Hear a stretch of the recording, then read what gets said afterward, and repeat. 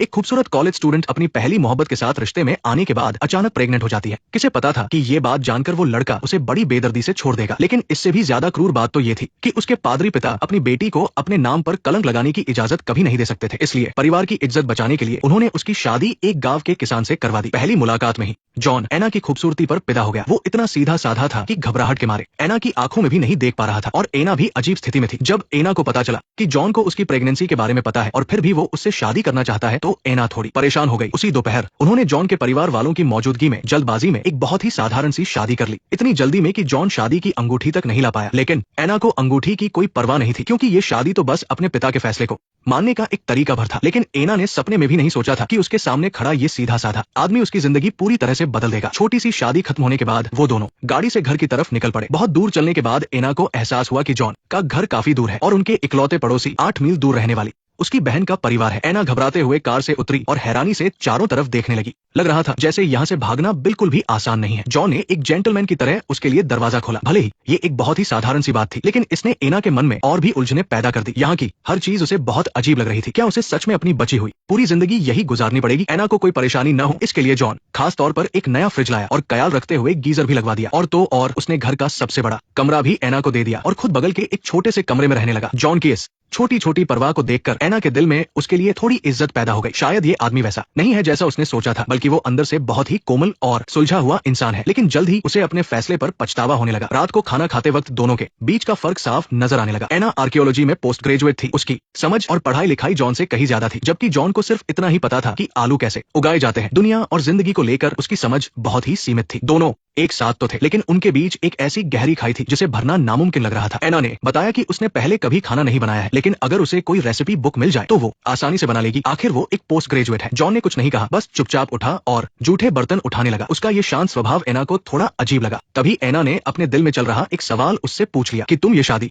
क्यों करना चाहते थे? मुझे लगा शायद यही भगवान की मर्जी है। रात को दोनों अलग अलग कमरों में सोए। एना ने अपने गले से पेंडेंट निकाला जिसमें उस लड़के की तस्वीर थी जिसने उसे प्रेग्नेंट जानकर छोड़ दिया था। विडंबना देखिए कि एना उससे नफरत नहीं करती थी, बल्कि अकेले बैठकर उसे याद कर रही थी और रो रही थी। अगली सुबह जब एना की नींद खुली तो 9 बज चुके थे और जॉन काफी सुबह ही घर से निकल चुका था। एना जॉन के कमरे में गई। उसे अपने इस नए पति के बारे में जानने की बहुत उत्सुकता थी। जॉन का कमरा एकदम साफ सुथरा था। अलमारी में बस कुछ सीधे साधे और साधारण से कपड़े थे। दराज में जॉन की छोटी मोटी चीजें बड़े करीने से रखी हुई थी। वहाँ रखी एक पुरानी पॉकेट वॉच की टिक टिक ने अचानक उसका ध्यान खींचा। तभी बाहर से जॉन की आवाज सुनाई दी। उसने जल्दी से दराज बंद किया और नीचे आ गई। जॉन पूरे हफ्ते का राशन और सामान लेकर आया था, लेकिन एना ने शहर जाकर अपने परिवार को फोन करने की इच्छा जताई। जॉन बिना हिचकिचाए मान गया और उसे अपनी गाड़ी में ले गया। रास्ते में खिड़की के बाहर फैले हुए बड़े बड़े खेतों को देखकर एना ने कहा कि वो भी खेतों में काम करने में उसकी मदद कर सकती है, लेकिन जॉन ने तुरंत मना कर दिया। वो एना की परवाह करता था और उसे कोई तकलीफ नहीं देना चाहता था। एना को बस घर को साफ सुथरा रखने की जरूरत थी। शहर पहुंचने के बाद एना जानबूझकर जॉन से दूरी बनाकर चल रही थी। जॉन ने उसे फोन करने के लिए कहा और खुद लाइब्रेरी से किताबें लेने चला गया। उसने एना के लिए एक रेसिपी की किताब ली और साथ में एक बच्चों की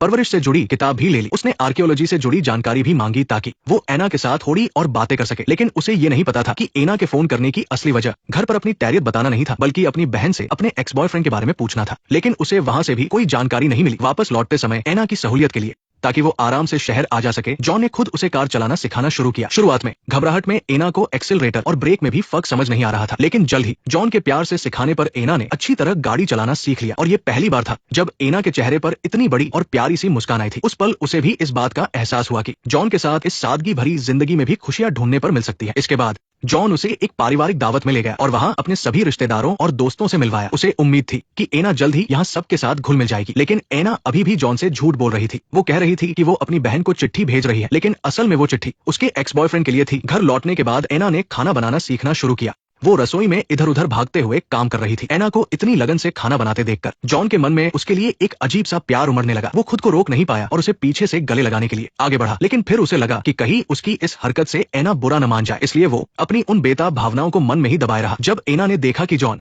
उसके हाथों से बना आमलेट खा रहा है तो वो बड़ी उम्मीदों से उसे देखने लगी। वो चाहती थी कि जॉन उसकी तारीफ करे, लेकिन खाने का स्वाद इतना तीखा था कि जॉन की हालत खराब हो गई। कुछ पल बर्दाश्त करने के बाद तीखेपन की वजह से वो गटगट करके पानी पीने लगा, लेकिन इसके बावजूद उसने एना का दिल रखने के लिए झूठ कहा कि खाना बहुत ही मजेदार बना है। ये सीधे साधे दिन बहुत ही जल्दी बीत गए। एना की प्रेगनेंसी का चौथा महीना चल रहा था। उसका पेट थोड़ा थोड़ा दिखने लगा था, जिसकी वजह से एना बहुत ही ज्यादा परेशान थी। उसे लोगों के तानों और बातों का डर था, साथ ही इस बात का भी डर था कि कहीं इन बातों से जॉन को ठेस न पहुंचे। लेकिन जॉन ने बिना किसी परवाह के एना से कहा कि वो कुछ नहीं कहेंगे। क्यों? क्योंकि वो चाहते हैं कि हम खुश रहें। जॉन की इन बातों से एना को इतना सुकून मिला जो उसने पहले कभी महसूस नहीं किया था। और जब भी वक्त मिलता, जॉन एना को झील में नाव घुमाने ले जाता। एना की उस खूबसूरती को देखकर जॉन के मन में प्यार का बीज धीरे धीरे फूटने लगा था। उसकी वो हल्की सी मुस्कान देखकर जॉन का दिल भी जोरों से धड़कने लगता था। बातों बातों में एना ने बताया कि उसे स्विमिंग करना बहुत पसंद है, लेकिन यहाँ पर तो एक ढंग का स्विमिंग पूल भी नहीं है। यूं ही कही गई ये बात जॉन के दिल में बस गई। फिर अगली सुबह जॉन अपने खेतों में काम करने नहीं गया, बल्कि वो कहीं से एक एक्सकेवेटर मांग लाया। तुम क्या कर रहे हो? उसने कहा था कि तुम्हें स्विमिंग पसंद है, तुम्हें स्विमिंग करना बहुत पसंद है, इसलिए मैं तुम्हारे लिए पूल बना रहा हूँ। जॉन एक बहुत ही सीधा और सच्चा आदमी था। वो जानता था कि वो ज्यादा पढ़ा लिखा नहीं है और उसे रोमांटिक बातें बनानी नहीं आती, इसलिए वो अपना प्यार सिर्फ अपने कामों से और एना के प्रति अपनी परवाह और देखभाल से ही जाहिर कर सकता था। जब रात हुई तो जॉन एना को गांव की एक डांस पार्टी में ले गया। ठंडी ठंडी हवा के झोंकों के बीच एना ने जॉन से पूछा कि वो इन धूल भरे खेतों और गांव में रहकर इतना खुश कैसे है। ऐसी जिंदगी तो किसी अदृश्य बेड़ियों जैसी है जो लोगों को बांध कर रखती है। लेकिन जॉन ने उसे बताया कि बाहर की उस भागदौड़ और शोर शराबे वाली दुनिया से ज्यादा सुकून उसे अपने घर और अपनी जमीन पर लेटकर मिलता है। उसकी बातों में अपने घर के लिए गहरा प्यार था और एक शांत जिंदगी बिताने की चाहत। उसकी ये बातें सुनकर एना को इस सादे से इंसान को एक नए नजरिए से देखने पर मजबूर होना पड़ा। लेकिन उसे अब भी लगता था कि यहाँ रहकर जवानी के कीमती साल बर्बाद हो जाएंगे। मगर जॉन को लगता था कि अब उसके पास उसकी प्यारी पत्नी है और उसकी जमीन है, यही उसकी सबसे परफेक्ट जिंदगी है। अचानक इजहार किए गए इस प्यार ने एना के दिल की धड़कनें बढ़ा दी। उसे लगने लगा जैसे उसे भी धीरे धीरे इस आदमी से प्यार हो रहा है। डांस पार्टी में पहुंचकर जैसे ही म्यूजिक बजा, सब जोड़ों में डांस फ्लोर पर जाने लगे। ये जानकर कि एना को डांस नहीं करना, जॉन चुपचाप साइड में खड़ा धुन पर तालियां बजा रहा था। शायद जॉन की आंखों में एक उम्मीद देखकर एना खुद खड़ी हुई और उसने जॉन को डांस के लिए पूछा। जैसे ही उन्होंने एक दूसरे का हाथ पकड़ा, एना को एहसास हुआ कि उसने एक बार फिर इस आदमी को कम समझा था। बाहर से एकदम शांत दिखने वाला जॉन डांस करते हुए बिल्कुल ही अलग इंसान लग रहा था। वो हमेशा एना को अपनी बातों से हैरान कर देता था। पार्टी खत्म होने के बाद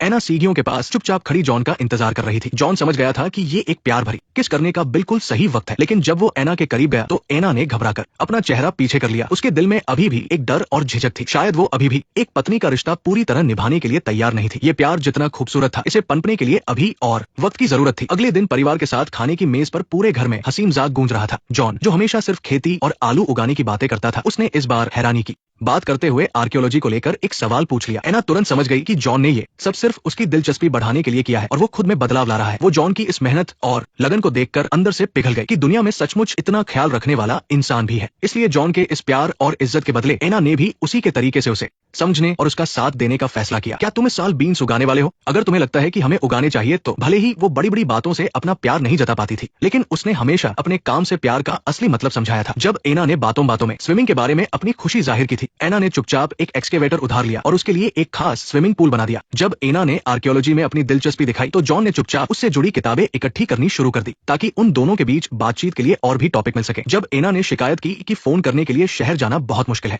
तो उसने बिना कुछ सोचे घर पर ही फोन लगवा दिया ताकि एना जब चाहे बाहर वालों से बात कर सके। वही एना को कुछ भी करने की जरूरत नहीं थी, उसे बस घर पर आराम से अपनी प्रेगनेंसी का ध्यान रखना था, क्योंकि जॉन हमेशा हर चीज का पहले से ही इंतजाम कर देता था। एक दिन एना की बहन शहर से अचानक उससे मिलने आई। वो खास तौर पर अपनी बहन को देखने आई थी जो गांव में रह रही थी। जब उसने वो छोटा सा साधारण घर और अपनी बहन के कपड़े देखे जो छोटे और सिकुड़े हुए थे, तो उसे अंदर ही अंदर बहुत बुरा लगा। उसकी आंखों में यहाँ की जिंदगी के लिए नफरत और तरस साफ दिख रहा था। यहाँ तक कि जब जॉन थका हारा घर वापस लौटा तो बहन ने बस घमंड से सिर उठाकर रूखेपन से हाय कहा। अपनी बहन को गांव की इस मुश्किल जिंदगी से बाहर निकालने के लिए बहन ने जल्दी से एना को अपना एक जबरदस्त प्लान बताया। लेकिन एना को खुद भी एहसास नहीं था कि वो दिल से जॉन को अपना चुकी है, इसलिए उसने ऐसा कोई भी काम करने से मना कर दिया जिससे जॉन को ठेस पहुंचे, क्योंकि जॉन अब तक का सबसे अच्छा इंसान था जो उसे अपनी जिंदगी में मिला था। ये सुनकर बहन भी कुछ नहीं कह पाई और उसे एना का फैसला मानना ही पड़ा। बहन को विदा करने के बाद एना ने अपने दिल में और भी पक्का इरादा कर लिया कि वो अपनी पूरी जिंदगी जॉन के साथ ही बिताएगी। वो सपने देखने लगी कि कैसे वो अपने पति के साथ मिलकर अपना छोटा सा घर सजाएगी, अपनी खुशियां और पसंद एक दूसरे से बांटेगी। उन्हें कुछ पुरानी चीजें भी मिली जो सालों पुरानी थी। एना बड़ी खुशी से उन्हें जॉन को दिखाने लगी और बताने लगी और उसके मुंह से निकले हमारा घर इन शब्दों ने मानो एक चाबी की तरह उन दोनों की खुशियों का दरवाजा खोल दिया। ये पहली बार था जब जॉन ने प्यार के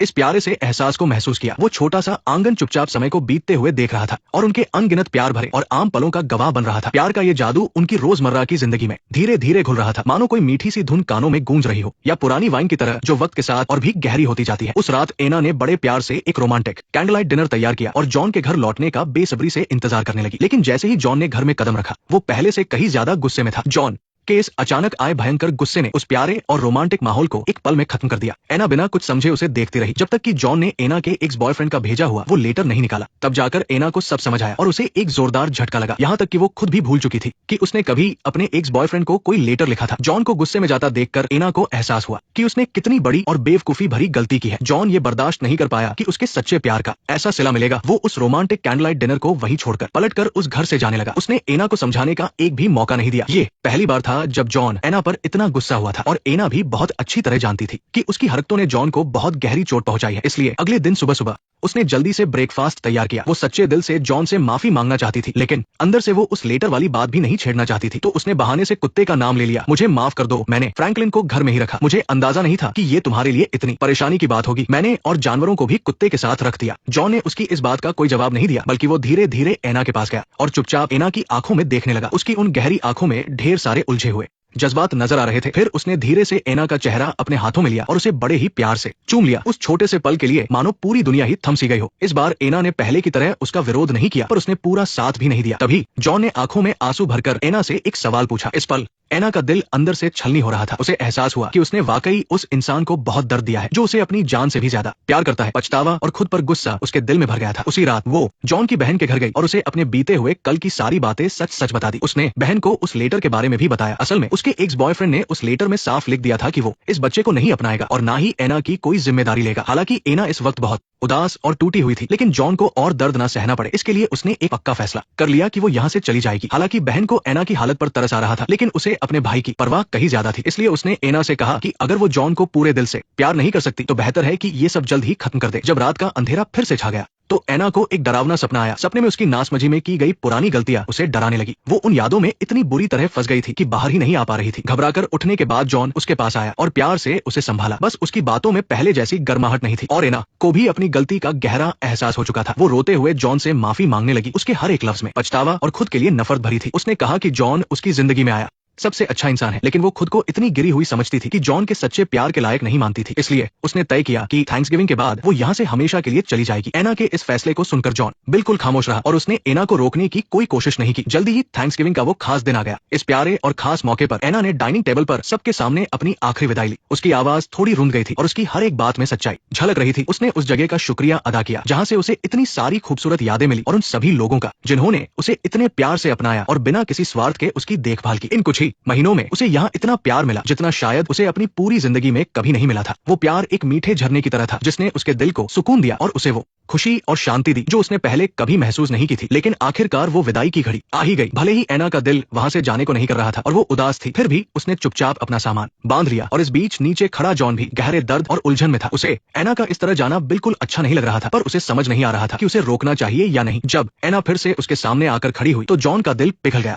उसे एहसास हो गया कि वो एना से कितना सच्चा प्यार करता है और उसे खुद से दूर नहीं कर सकता। देखते ही देखते उसकी लाल आंखों में आंसू छलक आए। मैं उस बच्चे से प्यार करता हूँ। मेरे लिए तुम सबसे बेहतरीन चीज हो जो मेरी जिंदगी में हुई। तुम एक अच्छी और हुनरमंद औरत हो। तुम खाना बनाने में बिल्कुल अच्छी नहीं हो, पर कोई बात नहीं, वो काम मैं कर लूंगा। मैं जानता हूँ कि तुम्हारे दिल में दूर दूर जाने के कई सपने हैं, लेकिन ओटेरो काउंटी का अपना एक लंबा इतिहास है। अगर तुम्हें इंडियन माउंटेन और कुत्ते पसंद है तो मैं उन्हें ढूंढने में तुम्हारी मदद करूंगा। उसके बाद जॉन ने धीरे से वो शादी की अंगूठी निकाली जो उनकी शादी के वक्त उसके पास नहीं थी। उस चमकती हुई अंगूठी की चमक मानो जिंदगी भर साथ निभाने का वादा कर रही थी। उसने एक बार फिर बड़े ही प्यार से एना से अपने प्यार का इजहार किया, लेकिन एना ने हाँ में सिर नहीं हिलाया। उसका दिल शर्मिंदगी और खुद से नफरत से भरा हुआ था। उसे लग रहा था कि उसने जॉन को इतना गहरा घाव दिया है जिसे कभी भरा नहीं जा सकता। मुझे मालूम है, क्योंकि एक न एक दिन तुम खुद को माफ कर दोगी। जॉन का ये प्यार और समझदारी हमेशा सबसे नाजुक वक्त में एना के दिल को छू जाती थी। उसकी वो सच्ची परवाह उसे बहुत सुकून और खुशी देती थी। उनके बीच की वो सारी गलतफहमियां और दूरियां भी उसी पल हमेशा के लिए खत्म हो गई और एना ने आखिरकार प्यार की निशानी वो अंगूठी पहन ली। वो अंगूठी वादे और उम्मीद की रोशनी से चमक रही थी जिसने एना की जिंदगी के आगे के सफर को फिर से रोशन कर दिया था। उस कड़ाके की ठंड और बर्फीले मौसम में एना ने बिना हिचकिचाए अपने एक्स बॉयफ्रेंड से जुड़ी सारी चीजें जला दी, यहाँ तक कि वो लॉकेट भी जिसमें उसके एक्स की तस्वीर थी। वो भड़कती आग एना की पुरानी यादों को निगल रही थी और